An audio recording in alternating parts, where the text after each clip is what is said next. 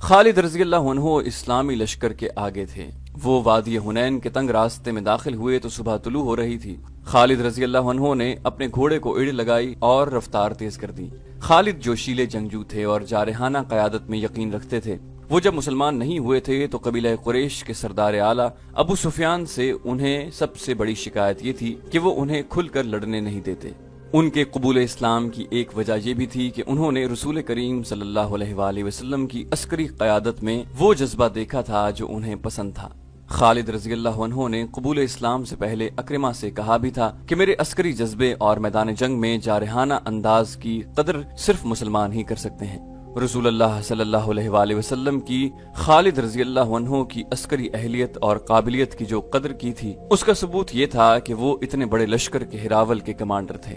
صبح طلوع ہو رہی تھی جب خالد بن ولید رضی اللہ عنہ کا ہراول دستہ گھاٹی والے تنگ راستے میں داخل ہوا۔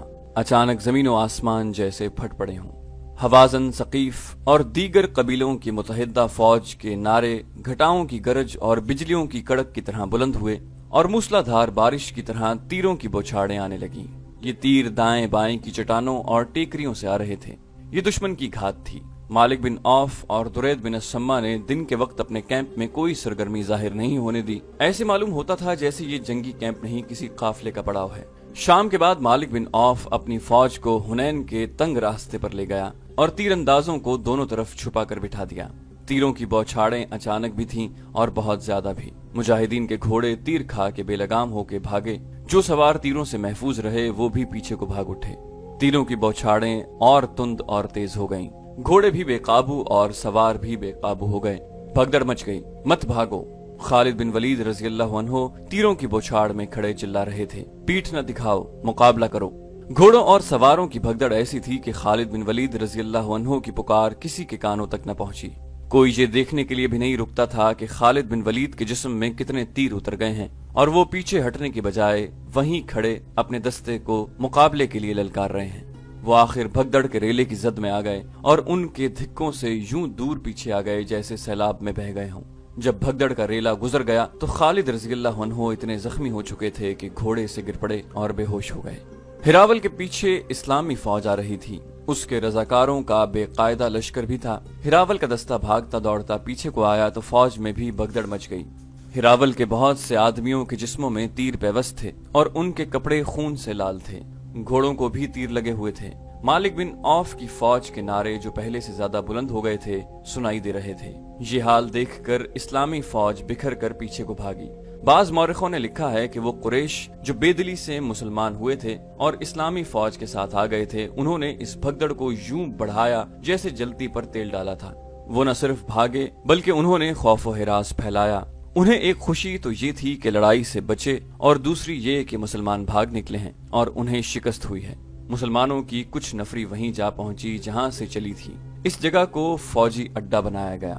زیادہ تعداد ان مسلمانوں کی تھی جنہوں نے پیچھے ہٹ کر ایسی جگہوں پر پناہ لی جہاں چھپا جا سکتا تھا، لیکن وہ چھپنے کے لیے بلکہ چھپ کر یہ دیکھنے کے لیے وہاں رکے تھے کہ ہوا کیا ہے اور وہ دشمن کہاں ہے جس سے ڈر کر پوری فوج بھاگ اٹھی ہے۔ وہاں تو حالت یہ ہو گئی تھی کہ بھاگتے ہوئے اونٹ اور گھوڑے ایک دوسرے سے ٹکرا رہے تھے اور پیادے ان کے درمیان آ کر کچلے جانے سے بچنے کے لیے ہر طرف بھاگ رہے تھے۔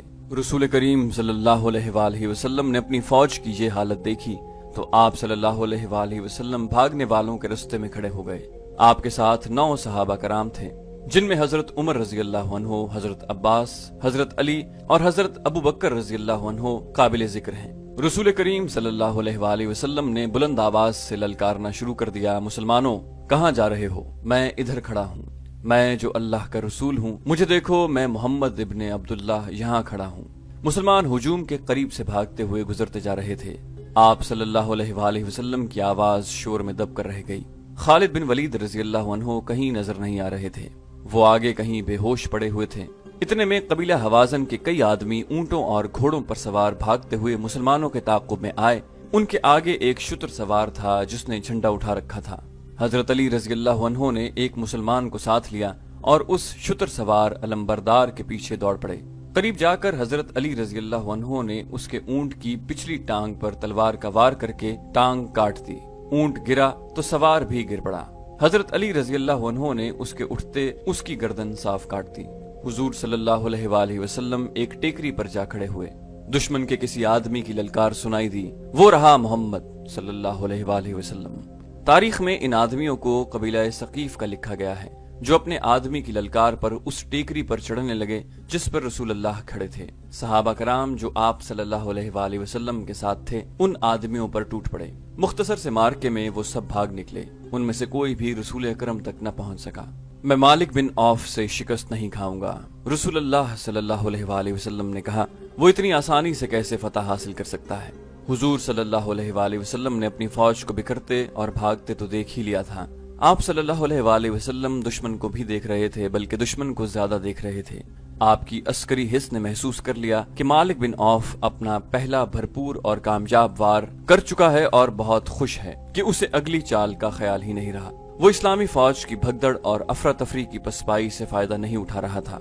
हुजूर सल्लल्लाहु अलैहि वसल्लम को तवक्को थी कि मालिक बिन औफ की मुतहिदा फौज मुसलमानों के ताक़ुब में आएगी, लेकिन ताक़ुब में दुश्मन के जो आदमी आए थे वो तादाद में थोड़े और गैर मुनज़्ज़म थे। इसके अलावा हुजूर सल्लल्लाहु अलैहि वसल्लम ने अपने हिरावल दस्ते को पीछे आते भी देख लिया था, और आप सल्लल्लाहु अलैहि वसल्लम ने मालूम भी किया था कि हिरावल के कितने आदमी शहीद और जख्मी हुए हैं। आप सल्लल्लाहु अलैहि वसल्लम को बताया गया कि कई एक मुजाहिदीन के घोड़े और ऊंट जख्मी हैं, शहीद एक भी नहीं हुआ। इससे रसूलुल्लाह सल्लल्लाहु अलैहि वसल्लम ने ये राय कायम की कि ये दुश्मन तीरंदाजी में अनाड़ी है और जल्दबाज भी। इतनी ज्यादा तीरंदाजी किसी को जिंदा न रहने दे। हुजूर सल्लल्लाहु अलैहि वसल्लम ने अपने पास खड़े सहाबा कराम पर नजर डाली। आप सल्लल्लाहु अलैहि वसल्लम की नजरें हजरत अब्बास रज़ियल्लाहु अन्हु पर ठहरी। हजरत अब्बास की आवाज गैर मामूली तौर पर बुलंद थी, जो बहुत दूर तक सुनाई देती थी। जिस्म के लिहाज से भी हजरत अब्बास कवी हैकल थे। अब्बास, हुजूर सल्लल्लाहु अलैहि वसल्लम ने कहा, तुम पर अल्लाह की रहमत हो, मुसलमानों को पुकारो, उन्हें यहाँ आने के लिए कहो। हजरत अब्बास रज़ियल्लाहु अन्हु ने इंतहाई बुलंद आवाज में पुकारना शुरू किया, ए अंसार, ए अहले मक्का, ए अहले मदीना, अपने रसूल के पास आओ। हजरत अब्बास रज़ियल्लाहु अन्हु कबीलों के और आदमियों के नाम ले लेकर पुकारते रहे और कहते रहे कि अपने रसूलुल्लाह सल्लल्लाहु अलैहि वसल्लम के पास, अपने अल्लाह के रसूल के पास आओ। सबसे पहले अंसार आए। उनकी तादाद मामूली थी, लेकिन एक को देखकर दूसरा आता चला गया। मक्का के कुछ दूसरे कबीलों के लोग भी आ गए। उनकी तादाद 100 हो गई। रसूल करीम सल्लल्लाहु अलैहि वसल्लम ने देखा कि कबीला हवाज़न के बहुत से आदमी पसपा हुए मुसलमानों की तरफ दौड़े आ रहे थे।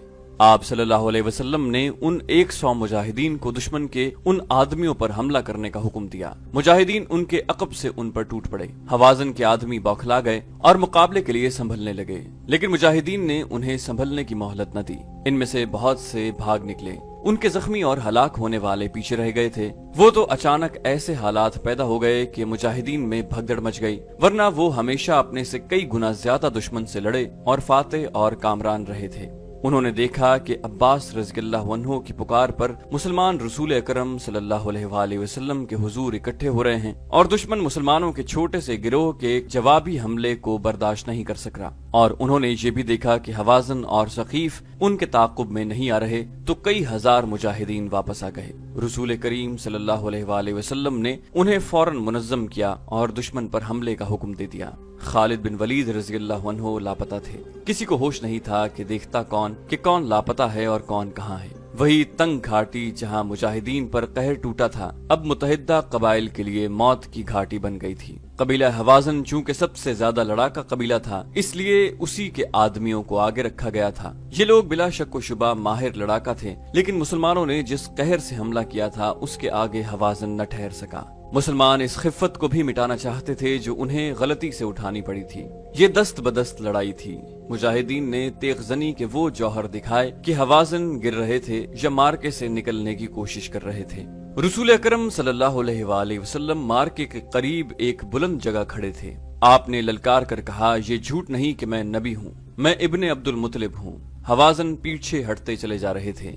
वो अब वार करते कम और वार रोकते ज्यादा थे। उनका दम खम टूट रहा था। उनके पीछे कबीला सकीफ के दस्ते तैयार खड़े थे। मालिक बिन औफ ने चिल्ला चिल्ला कर हवाज़न को पीछे हटा लिया। कबीला सकीफ के ताजा दम लड़ाकों ने हवाज़न की जगह ले ली। मुसलमान थक चुके थे। اور ثقیف تازہ دم تھے، لیکن مسلمانوں کو اپنے قریب اپنے رسول اللہ صلی اللہ علیہ وآلہ وسلم کی موجودگی اور للکار نیا حوصلہ دے رہی تھی۔ مسلمانوں کی تلواروں اور برچھیوں کی ضربوں میں جو قہر اور غضب تھا اور ان کے نعروں اور للکار میں جو گرج اور کڑک تھی، اس نے ثقیف پر دہشت طاری کر دی۔ ثقیف کے لڑاکے جو عرب میں خاص مشہور تھے، تیزی سے پیچھے ہٹنے لگے اور پیچھے ان کے اونٹ اور گھوڑوں نے بھگدڑ مچا دی۔ اس سے دشمن میں وہی کیفیت پیدا ہو گئی جو گھاٹی میں صبح کے وقت مسلمانوں میں پیدا ہو گئی تھی۔ ہوازن بڑی بری حالت میں پیچھے کو بھاگے تھے۔ اب ثقیف بھی پسپا ہوئے تو ان کے اتحادی قبائل کے حوصلے لڑے بغیر ہی ٹوٹ پھوٹ گئے۔ وہ افراتفری میں بھاگ اٹھے۔ مالک بن عوف تنگ راستے سے دور پیچھے ہوازن کے بھاگے ہوئے دستوں کو یکجا کر رہا تھا۔ اس کا انداز بتا رہا تھا کہ وہ جارحانہ کارروائی سے منہ موڑ چکا ہے اور اپنے دستوں کو دفاعی دیوار کے طور پر ترتیب دے رہا ہے۔ رسول اللہ صلی اللہ علیہ وآلہ وسلم نے یہ ترتیب دیکھی تو آپ صلی اللہ علیہ وسلم اپنے لشکر کی طرف پلٹے۔ آپ نے دیکھا کہ جو مجاہدین صبح کے وقت بھاگ گئے تھے وہ سب واپس آ گئے ہیں۔ حضور صلی اللہ علیہ وسلم نے حکم دیا کہ گھڑ سواروں کو آگے لے آؤ۔ ذرا سی دیر میں سوار پیادوں سے الگ ہو گئے۔ آپ نے سواروں کو ایک خاص ترتیب میں کر کے حکم دیا کہ ہوازن کو سنبھلنے اور منظم ہونے کا موقع نہ دو اور برق رفتار حملے کرو۔ ان سواروں میں بنو سلیم کے وہ سوار بھی شامل تھے جن پر سب سے پہلے تیروں کی بوچھاڑیں آئی تھیں اور مسلمانوں کی جمعیت پارا پارا ہو گئی تھی، لیکن بنو سلیم کا کمانڈر ان کے ساتھ نہیں تھا اور وہ تھے خالد بن ولید رضی اللہ عنہ، جو ابھی تک کہیں بے ہوش پڑے تھے۔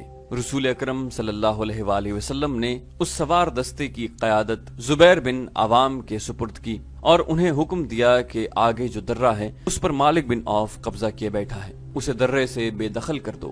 رسول کریم صلی اللہ علیہ وسلم نے جنگ کی کمان اپنے دستے مبارک میں لے لی۔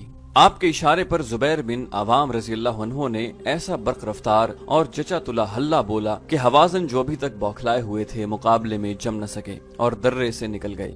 درہ خاصا لمبا تھا۔ رسول اکرم صلی اللہ علیہ وسلم نے زبیر کے دستے کو درے میں ہی رہنے دیا اور حکم دیا کہ اب درہ جنگی اڈا ہوگا۔ آپ صلی اللہ علیہ وسلم نے دوسرا سوار دستہ آگے کیا جس کے کمانڈر ابو عامر رضی اللہ عنہ تھے۔ حضور صلی اللہ علیہ وسلم نے ابو عامر رضی اللہ عنہ کے سپرد کام کیا کہ اوتاس کے قریب متحدہ قبائل کا جو کیمپ ہے اس پر حملہ کرو۔ کسی نے بڑی دور سے للکار کر کہا، خالد خالد یہاں ہے۔ رسول اکرم صلی اللہ علیہ وسلم دوڑے گئے اور خالد رضی اللہ عنہ تک پہنچے۔ خالد ابھی تک بے ہوش پڑے ہوئے تھے۔ آپ صلی اللہ علیہ وآلہ وسلم خالد رضی اللہ عنہ کے پاس بیٹھ گئے اور انتہائی شفقت سے ان کے سر سے پاؤں تک پھونک ماری۔ خالد رضی اللہ عنہ نے آنکھیں کھول دیں۔ رسول اللہ صلی اللہ علیہ وسلم کے قلب اتھر سے نکلی دعا کا اعجاز تھا کہ خالد رضی اللہ عنہ اٹھ کھڑے ہوئے۔ انہیں جو تیر لگے تھے وہ گہرے نہیں اترے تھے۔ تیر نکال لیے گئے اور بڑی تیزی سے مرہم پٹی کر دی گئی۔ یا رسول اللہ، خالد رضی اللہ عنہ نے کہا، میں لڑوں گا، میں لڑنے کے قابل ہوں۔ آپ صلی اللہ علیہ وسلم نے خالد سے کہا کہ زبیر کے سوار دستے میں شامل ہو جاؤ، تم ابھی کمان نہیں لے سکو گے۔ خالد رضی اللہ عنہ ایک گھوڑے پر سوار ہو گئے۔ ان کے کپڑے خون سے لال تھے۔ انہوں نے گھوڑے کو ایڑ لگائی اور زبیر رضی اللہ عنہ کے سوار دستے میں شامل ہو گئے۔ انہوں نے زبیر سے پوچھا، کیا حکم ہے؟ زبیر نے انہیں بتایا کہ ہوازن کے قبیلہ گاہ پر حملہ کرنا ہے جو اوتاس کے قریب ہے، لیکن یہ حملہ ابو عامر کریں گے۔ اوتاس وہاں سے کچھ دور تھا۔ مالک بن عوف نے ہوازن دستے کو وہاں تک ہٹا لیا اور اپنی خیمہ گاہ کے ارد گرد پھیلا دیا تھا۔ یہ دفاعی حصار تھا جس کے ہوازن کے کیمپ کے گرد ضرورت تھی، اس لیے کہ وہاں وہ ہزاروں عورتیں، بچے اور مویشی تھے جنہیں قبیلہ ہوازن کے سپاہی اپنے ساتھ لائے تھے۔ مالک بن عوف نے تو یہ سوچا تھا کہ ہوازن اپنی عورتوں اور بچوں کو اپنے ساتھ دیکھ کر زیادہ غیرت مندی اور بے جگری سے لڑیں گے، مگر اب یہ صورت پیدا ہو گئی تھی کہ درید بن السمہ مالک بن عوف کو برا بھلا کہہ رہا تھا کہ اس کے منع کرنے کے باوجود مالک عورتوں کو ساتھ لے آیا تھا۔ ان کے لیے اب اپنے اہل و عیال اور مویشیوں کو مسلمانوں سے بچانا محال دکھائی دے رہا تھا۔ ابو عامر رضی اللہ عنہ کا سوار دستہ اوتاس کے قریب تھا۔ قریب گئے تو ہوازن نے جم کر مقابلہ کیا۔ اب وہ جنگ جیتنے کے لیے یا مسلمانوں کو تہس نہس کر کے مکہ پر قبضہ کرنے کے لیے نہیں، بلکہ مسلمانوں سے اپنے اہل و عیال اور مویشیوں کو بچانے کے لیے لڑ رہے تھے۔ یہ بھی دست بدست مارکا تھا جس میں جنگی چالوں کے نہیں، ذاتی شجاعت کے مظاہرے ہو رہے تھے۔ سوار اور پیادے لڑتے ہوئے وادی میں پھیلتے جا رہے تھے۔ ابو عامر رضی اللہ عنہ نے دشمن کے 9 سواروں کو ہلاک کر دیا، مگر 10ویں ہوازن کو للکارا تو اس کے ہاتھوں خود شہید ہو گئے۔ رسول اکرم صلی اللہ علیہ وسلم نے پہلے ہی ان کا جانشین مقرر کر دیا تھا۔ وہ تھے ان کے چچا زاد بھائی ابو موسیٰ رضی اللہ عنہ۔ انہوں نے فوراً کمان سنبھال لی اور اپنے سواروں کو للکارنے لگے۔ ہوازن زخمی ہو کر گر رہے تھے، صاف نظر آ رہا تھا کہ ان کے پاؤں اکھڑ رہے ہیں۔ رسول اکرم صلی اللہ علیہ وسلم نے زبیر بن عوام رضی اللہ عنہ کو، جنہیں آپ نے درے میں روک لیا تھا، حکم دیا کہ اپنے دستے کو ابو موسیٰ رضی اللہ عنہ کی مدد کے لیے لے جائیں۔ حضور نے یہ اس لیے ضروری سمجھا تھا کہ دونوں دستے مل کر ہوازن کا کام جلدی تمام کر سکیں گے۔ زبیر رضی اللہ عنہ نے اپنے سواروں کو حملے کا حکم دیا۔ جب گھوڑے دوڑے، اس وقت خالد بن ولید رضی اللہ عنہ کا گھوڑا دستے کے آگے تھا۔ ہوازن پہلے ہی ہمت ہار چکے تھے۔ مسلمانوں کے دوسرے سوار دستے کے حملے کی وہ تاب نہ لا سکے۔ ان کے زخمیوں کی تعداد معمولی نہیں تھی۔ وہ اپنی عورتوں اور بچوں کو چھوڑ کر بھاگ نکلے۔ مسلمانوں نے کیمپ کو گھیرے میں لے لیا۔ چھوٹے چھوٹے قبیلوں کے لڑاکوں نے جب ہوازن اور ثقیف جیسے طاقتور قبیلوں کو بھاگتے دیکھا تھا تو وہ وہاں سے بالکل غائب ہو گئے اور اپنی اپنی بستیوں میں جا پہنچے۔ مالک بن عوف میدان جنگ میں کہیں نظر نہیں آ رہا تھا۔ وہ نظر آ ہی نہیں سکتا تھا۔ اسے اپنے شہر طائف کی فکر پیدا ہو گئی تھی۔ اس نے اپنے قبیلے کے سرداروں سے کہا کہ مسلمان جس رفتار اور جس جذبے سے آ رہے ہیں، اس سے صاف پتہ چلتا ہے کہ وہ طائف تک پہنچیں گے اور اس بستی کی اینٹ سے اینٹ بجا دیں گے۔ خطرے کے پیش نظر اس نے قبیلہ ثقیف کے تمام دستوں کو لڑائی سے نکالا اور طائف جا دم لیا۔ پیچھے حنین کی وادی میں کیفیت یہ تھی کہ ہوازن کی عورتیں اور بچے چیخ پکار رہے تھے۔ تمام وسیع و عریض وادی مجاہدین اسلام کی تحویل میں تھی۔ مکہ کے جو غیر فوجی مجاہدین کے ساتھ آئے تھے وہ زخمی مجاہدین کو اٹھا رہے تھے۔ دشمن کے زخمی کرراہ رہے تھے، مر رہے تھے۔ مرنے والوں میں بوڑھا درید بن السما بھی تھا۔ وہ لڑتا ہوا مارا گیا تھا۔ مسلمانوں کو دشمن کے زخمیوں اور قیدیوں سے جو ہتھیار اور گھوڑے ملے، ان کے علاوہ 6000 عورتیں اور بچے، 24000 اونٹ، 40000 بکریاں اور بے شمار چاندی ہاتھ لگی۔ مسلمانوں نے جنگ جیت لی تھی، لیکن رسول اللہ صلی اللہ علیہ وسلم نے فیصلہ کیا کہ مالک بن عوف کو مہلت نہیں دی جائے گی کہ وہ سستا سکے اور اپنی فوج کو منظم کر سکے۔ آپ نے دراصل سانپ کا سر کچلنے کا فیصلہ کر لیا تھا۔ آپ صلی اللہ علیہ وآلہ وسلم کے حکم سے مال غنیمت آئی ہوئی عورتیں، بچوں، مویشیوں اور دیگر مال کو ایک دستے کے ساتھ جرانہ بھیج دیا گیا تھا۔ اگلے حکم تک انہیں جرانہ میں ہی رہنا تھا۔ دوسرے دن رسول اکرم صلی اللہ علیہ وسلم کے حکم سے اسلامی فوج طائف کی طرف پیش قدمی کر گئی، جہاں بڑی خونریز جنگ کی توقع تھی۔ مارکہ حنین کا ذکر قرآن حکیم میں سورہ توبہ میں آیا ہے۔